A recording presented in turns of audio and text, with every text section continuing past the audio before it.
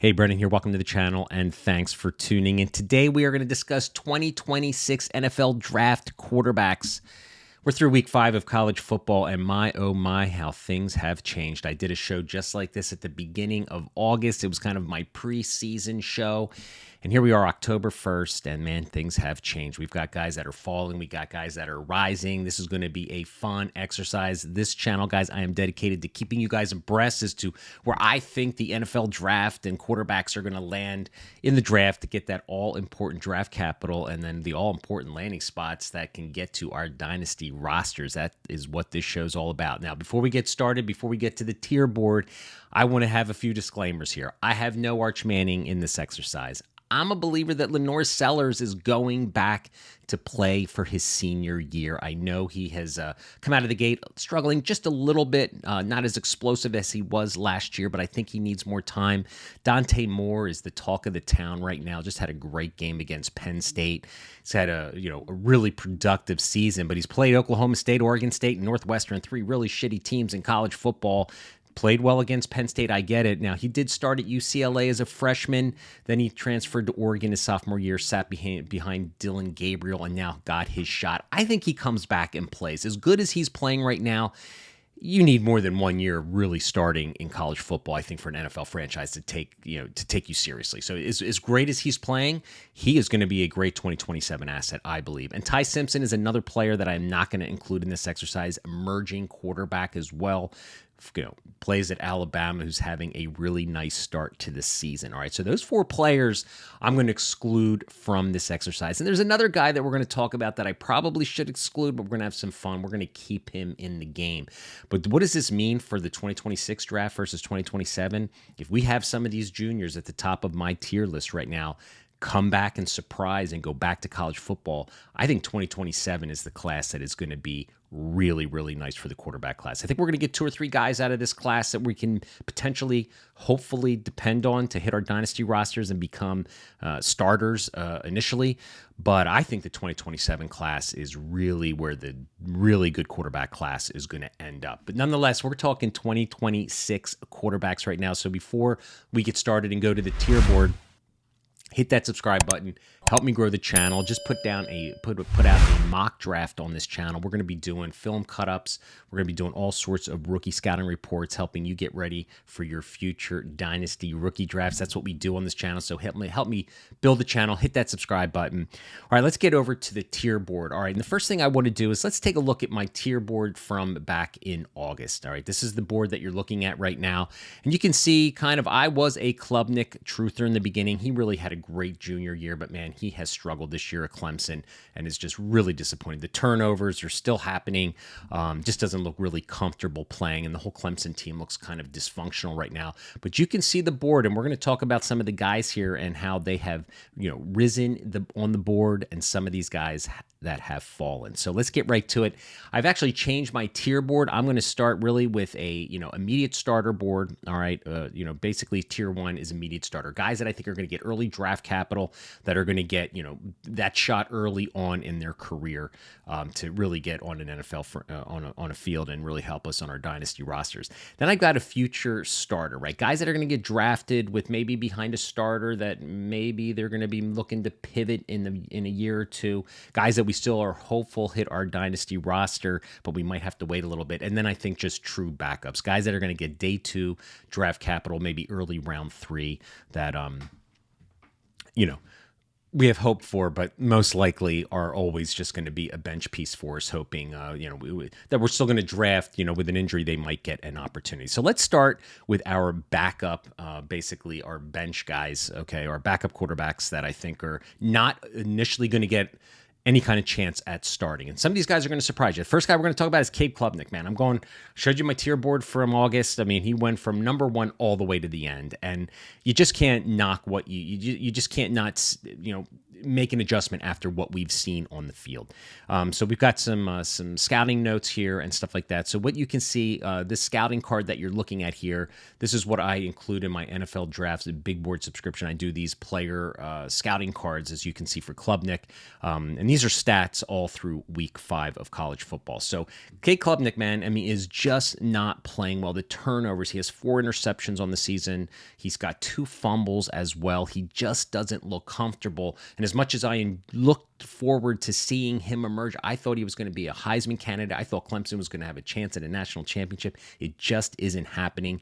And, you know, he's a little bit on the smaller side, athletic guy, but man, the inconsistency of his game is just, I don't going to lend itself to a first round draft capital right now. I think he's a day 2 guy. I got him listed as a backup right now. I think some team might take a shot with him and hope they can continue to develop him. But man, I was looking forward for him taking a big step forward, and it just hasn't happened. So he is down in my backup category. Drew Aller coming in kind of at number 7. These ranks are kind of working backwards towards my number 1 is kind of where I have him ranked on my NFL Draft big boards. And if you want to join, it's really cheap, but I'll have some information at the end of the show. Please give it a look and help me support the channel here. Drew Aller, the big game Saturday night against Oregon, had some flashes in the fourth quarter, bringing them back, but then throws the big pick in second overtime. All right. And there's just something about Drew Aller. My son goes to Penn State. I watch every game. He just doesn't look like he has the it factor to me. Yeah, he's got the size at 6'5", 235 pounds. He's thrown 6 TDs and 2 interceptions this year already. His big time throw rate on PFF is a really low in the class at 2.6. He just doesn't seem to be able to take the game over and win the big games. And I think he's a day 2 selection. I think a team is going to be intrigued by his size and his big arm and think they can continue to develop him. I don't know if he's stunned at Penn State. I think probably should have transferred and went somewhere else just to get a new look and and a new vibe.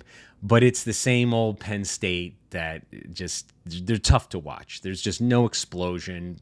I just don't like his body language on the field either. He just always seems like he's not getting the guys together, and I don't know. I'm just not a Drew Aller guy. I haven't been, and I just don't see anything on that big game. This was the moment for him to take his game to the next level, and he just unfortunately didn't do it. And there's still time left in the season, and as we go through this exercise, I'm going to be doing this show every month, so things are going to change, but this is kind of where I see them right now. And the last guy I want to talk about in this backup tier is Carson Beck. All right, he started off the season really well. He's kind of rebounding. Everyone was kind of off the Carson Beck train, and I get it. He did not have a good year last year in Georgia. Goes to Miami, started off strong. This past weekend kind of fell back to his old habits, just didn't look like he was in command of the offense, and his decision-making wasn't great. Now, he's got good size at 6'4", 220 pounds. He has 7 TDs through week 5, but he's got 3 interceptions. He doesn't offer that much on the ground either. So just is a guy that I don't know if an NFL franchise is going to look at Carson Beck and be like, yeah, we're going to draft him. Again, he could possibly jump into the next tier of a future starter, but right now I think he's going to be a solid backup. I just don't see any wow moments in his game. Yeah, he's had some nice passes down the field. He's made some nice plays, but we're going to have to see how that can continue. And maybe when I do this show again, he will rise up into the future starter. But for right now, I got him as a backup. So that is basically my tier for the backups. So let's talk about the future starters, guys that I think are having good seasons. All right, well, the first guy I talk about is not having a great season, and he's kind of fallen off the board here from my original Tier 1 show, but we're still going to talk about him here. I think he's a future starter potentially, but I think the shine has worn off on Garrett Nussmeier, okay? Garrett Nussmeier, 6'1", 205 pounds, a little undersized, okay? Now, he had to wait behind Jaden Daniels for 2 years, so he's a late bloomer. He played last year and started off really strong, if you remember, back in 2024. Kind of fell off at the end of last year, started off strong with some, not so great competition early in the season, and just has looked inconsistent. And let's talk about some stats here. This guy, all right, this is one of the reasons why I'm not as high on Garrett Nussmeier as a lot of people. He's had 15 rushes for minus 17 yards this year. He offers literally nothing on the ground. So an NFL franchise, we know that they want the athletic players. They want the guys that can win with their arm and win with their legs. And Nussmeier is going to be a Joe Burrow type player where he isn't going to offer anything in the running game. He's not very mobile. He can move around if he has to. Good pocket navigation. He's got the arm, but his inconsistency and accuracy in the last 2 or 3 weeks, I think, is a bit of a concern, and he is a bit undersized. He's thrown 7 TDs through week 5, 3 picks. And his big time throw rate is actually one of the best in the class. But his accuracy at 20-plus yards is only 30%. So that downfield accuracy continues to plague him. He's really good short and intermediate. So Garrett Nussmeier, the shine, I think, has come off a little bit. And again, plays at a big program, has the opportunity to turn it around. But right now, I don't think he's going to get drafted. He could sneak into the first round, but I don't think a team is going to draft him with the idea of putting him out year 1. So he's going to be a future starter potentially. Okay. Another guy I'm really excited about that's playing really well that I think is a riser in this whole, exercise is Sawyer Robinson, the Baylor quarterback. Love this guy's size, 6'4", 220 pounds through week 5 of college football, 17 touchdowns, 3 picks. He's got an ADOT of 8.9, one of the best in the class, throwing it vertically, okay? But I'll tell you what, this guy has got the ability to, win in the field as well. He can navigate with his legs a little bit. He's not the most mobile guy, but man, his accuracy at 63%, we want to see that a little higher. But I think he's getting better and better each week. This is kind of a guy that I think could potentially be a dark horse. Now, is he going to be drafted as an immediate starter? No. But there's guys talking about Heisman contention right now with Sawyer Robinson. I think it's a guy we have to start looking at a little closer. I've started to watch the film on him, but he's a player I'm excited about, and I'm going to continue to do that. I think he is a full field reader. I like how he goes through his progressions a lot, and I think he's got that size. I think he's got a big arm. He's got some receivers down there who's making some plays for him. So I like Sawyer Robinson as a potential future starter, okay? Now, a guy that I could project possibly, going and returning to school, but I really like it is Sam Leavitt of Arizona State. This dude is a freaking gamer, man. I'm telling you, there is no better guy running with the football than Sam Leavitt in college football running with the football. We're going to talk about John Mateer, and yeah, he's good. But what I like about Sam Leavitt is he runs smart. John Mateer doesn't run smart. That dude's going to get hurt. He hurt his thumb. He's not playing right now. Not surprised. I don't know if he hurt it when he was scrambling with the ball. But Sam Leavitt, all right, 63% completion percentage. He's playing with the top wide receiver in the class. But this guy is a gamer. Last week's game was just great. You saw the competitiveness. You saw the intangibles, the leadership he showed on the sidelines. His post-game interviews, the team loves this guy. And I just think he's an all-around decent player. Now, he's got good size, 6'1", 215 pounds, so he's got the thickness. But, man, 55 rushing attempts, 281 yards, and 5 TDs through week 5 of college football. By far the best scrambler in college football. And I think NFL franchises are going to like that. I think, they don't want the statue in the back. They want the guy that can, move it around a little bit with his legs, get that first extra down, play off script. Pocket navigation is really important in the NFL to be able to extend plays with his legs, he looks downfield a lot, but man, he'll take it. Tough player. He's got the arm strength. He just has to get a little bit more consistent with the accuracy, which is the case for a lot of these quarterbacks, okay? Not all of them are pinpoint accuracy passers. The next guy I talk about, I think, is going to be one of the best in that category. But I think Sam Leavitt, there is a chance he goes back to school, for his senior year at Arizona State. But I think there's also a chance if he continues to play well that he might just decide to go to the NFL if there's a chance that, he could get first-round draft capital. I think the potential is there. So I'm a little higher on Sam Leavitt than most people. But hey, everyone's got their own story and their own thought process. So those are my 3 future starters right now. Sam Leavitt, Sawyer Robinson, and Garrett Nussmeier, I think, are guys that are going to get drafted, maybe round one, definitely round two, that I think teams are going to say, hey, listen, let's draft these guys and let's see if we can't develop them into a future passer. Okay, so the two guys that I think are left on the board that we need to talk about that I believe have the ability to get immediate starters, okay? Oh, by the way, Sam Levitt is a junior like we talked about. I mentioned that he might go back to class.